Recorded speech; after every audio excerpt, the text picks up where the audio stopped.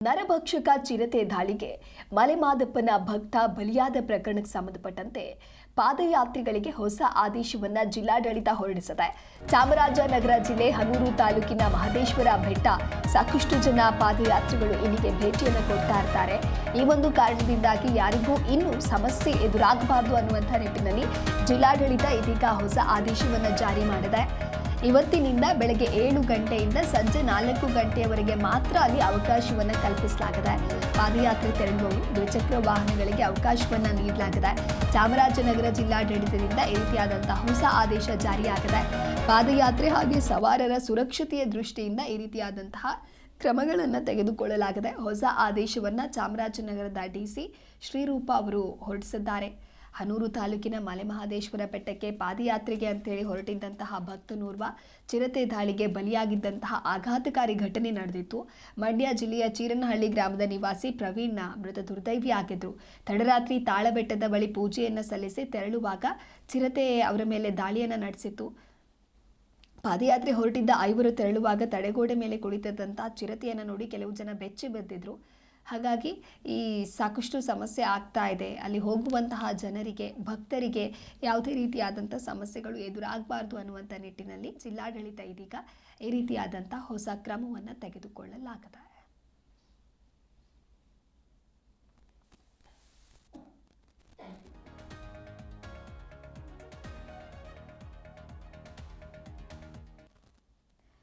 ನರಭಕ್ಷಕ ಚಿರತೆಗೆ ಮಲೆಮಾದಪ್ಪನ ಭಕ್ತ ಬಲಿಯಾಗಿರುವಂತಹ ಒಂದು ಪ್ರಕರಣ ಎಲ್ಲರನ್ನ ಕೂಡ ಬೆಚ್ಚಿ ಬೀಳಿಸಿತ್ತು. ಇನ್ನು ಮಾದಪ್ಪನ ಬೆಟ್ಟ ಅಂತ ಹೇಳಿದ್ರೆ, ಮಲೆಮಹದೇಶ್ವರ ಬೆಟ್ಟ ಅಂತ ಹೇಳಿದ್ರೆ ಸಾಕಷ್ಟು ಜನ ಅಲ್ಲಿಗೆ ಹೋಗುವಂತಹ ವಾಡಿಕೆ ಇದೆ. ಹಾಗಾಗಿ ಪಾದಯಾತ್ರೆಯನ್ನು ಮಾಡಿ ಹೋಗುವಂತಹ ನಿಟ್ಟಿನಲ್ಲಿ ಯಾವುದೇ ರೀತಿಯಾದಂಥ ಅಹಿತಕರ ಘಟನೆಗಳು ಆಗಬಾರ್ದು, ಜೊತೆಗೆ ಯಾವುದೇ ತೊಂದರೆಗಳು ಆಗಬಾರ್ದು ಅನ್ನುವಂಥ ನಿಟ್ಟಿನಲ್ಲಿ ಈಗ ಜಿಲ್ಲಾಡಳಿತ ಈ ರೀತಿಯಾದಂಥ ಹೊಸ ಕ್ರಮವನ್ನು ತರಲಾಗಿದೆ. ಅಂದರೆ ಸಮಯದಲ್ಲಿ ವ್ಯತ್ಯಯನ್ನು ಉಂಟು ಮಾಡಲಾಗಿದೆ, ಸಮಯದ ಬದಲಾವಣೆಯನ್ನು ಮಾಡಲಾಗಿದೆ. ಆದರೆ ಬೆಳಗ್ಗೆ 7 ಗಂಟೆಯಿಂದ ಸಂಜೆ 4 ಗಂಟೆಯವರೆಗೆ ಮಾತ್ರ ಪಾದಯಾತ್ರೆಗಳಿಗೆ ಇಲ್ಲಿ ಅವಕಾಶವನ್ನು ಮಾಡಿಕೊಡಲಾಗಿದೆ. ಇನ್ನು ಸಂಜೆ 4 ಗಂಟೆಯ ನಂತರದಲ್ಲಿ ಅಲ್ಲಿ ಹೋಗುವಂಥ ಅವಕಾಶ ಇರೋದಿಲ್ಲ.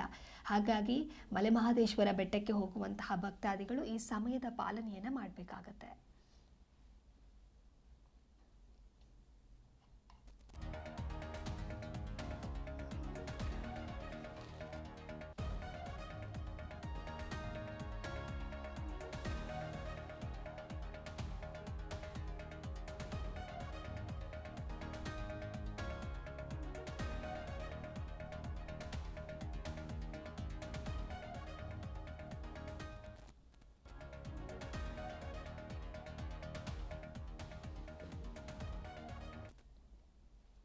ಈ ಕುರಿತಂತೆ ಮತ್ತಷ್ಟು ಮಾಹಿತಿಯನ್ನು ನೀಡಲಿದ್ದಾರೆ ನಮ್ಮ ಪ್ರತಿನಿಧಿ ಸುರೇಂದ್ರ ದೂರವಾಣಿ ಸಂಪರ್ಕದಲ್ಲಿ. ಸುರೇಂದ್ರ, ಇನ್ನು ನರಭಕ್ಷಕ ಚಿರತೆ ದಾಳಿಗೆ ಮಲೆಮಾದಪ್ಪನ ಭಕ್ತ ಬಲಿಯಾಗಿರುವಂಥ ಪ್ರಕರಣ ನಿಜಕ್ಕೂ ಕೂಡ ಎಲ್ಲರನ್ನ ಬೆಚ್ಚಿ ಬೀಳಿಸಿತ್ತು.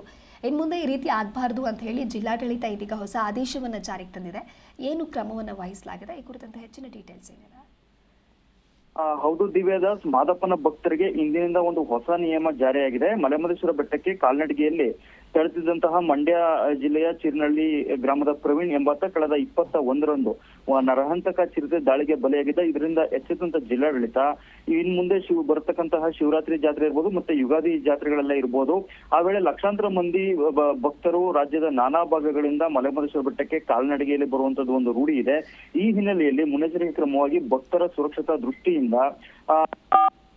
ತಪ್ಪಲು ಏನಿದೆ, ತಾಳುಬೆಟ್ಟದಿಂದ ಮಲೆಮಹದೇಶ್ವರ ಬೆಟ್ಟಕ್ಕೆ ತೆರಳುವಂತಹ ಒಂದು ಸಮಯವನ್ನ ನಿಗದಿ ಮಾಡಿದ್ದಾರೆ. ಬೆಳಗ್ಗೆ 7ರಿಂದ ಸಂಜೆ 4 ಗಂಟೆವರೆಗೆ ಮಾತ್ರ ತಾಳುಬೆಟ್ಟದಿಂದ ಮಲೆಮಹದೇಶ್ವರ ಬೆಟ್ಟಕ್ಕೆ ಕಾಲ್ನಡಿಗೆ ಆಗಿರ್ಬೋದು, ಜೊತೆಗೆ ಪಾದಯಾತ್ರೆ ಹೋಗೋರಾಗಿರ್ಬೋದು, ಜೊತೆಗೆ ಬೈಕ್ ನಲ್ಲಿ ಸಂಚಾರವನ್ನು ಕೂಡ ಬೆಳಗ್ಗೆ 7ರಿಂದ ಸಂಜೆ 4 ತನಕ ಮಾತ್ರ ನಿಗದಿ ಮಾಡಿ ಒಂದು ಡಿಸಿ ಶ್ರೀರೂಪ್ ಅವರು ಆದೇಶನ ಹೊರಡಿಸಿದ್ದಾರೆ. ಸಂಜೆ 4 ನಂತರ ಯಾವುದೇ ರೀತಿಯಾದಂತಹ ಕಾಲ್ನಡಿಗೆ, ಬೈಕ್ ಸಂಚಾರಕ್ಕೆ ಅವಕಾಶ ಇರೋದ್ರಿಂದ ಭಕ್ತರು ಎಂದಿನಂತೆ ಬಸ್ಗಳು ಮತ್ತೆ ಇನ್ನಿತರ ವಾಹನಗಳ ಮೂಲಕ ತೆರಳಬಹುದಾಗಿದೆ. ಆದ್ರೆ ಪಾದಯಾತ್ರೆ ಮತ್ತು ಬೈಕ್ಗಳ ಮೂಲಕ ಏನು ಮಹದೇಶ್ವರ ಬೆಟ್ಟಕ್ಕೆ ತೆರಳ್ತಾ ಇರ್ತಾರೆ ಅವರು 4 ಗಂಟೆ ಒಳಗೆ ಮಾತ್ರ ತೆರಳಬೇಕಾಗಿದೆ. ಅದು ಆ ನಿಯಮ ಇಂದಿನಿಂದಲೇ ಜಾರಿಯಾಗಿದೆ. ದಿವ್ಯದಾಸ್. ಓಕೆ, ಥ್ಯಾಂಕ್ ಯು ಸುರೇಂದ್ರ ನಿಮ್ಮೆಲ್ಲ ಮಾಹಿತಿಗಾಗಿ.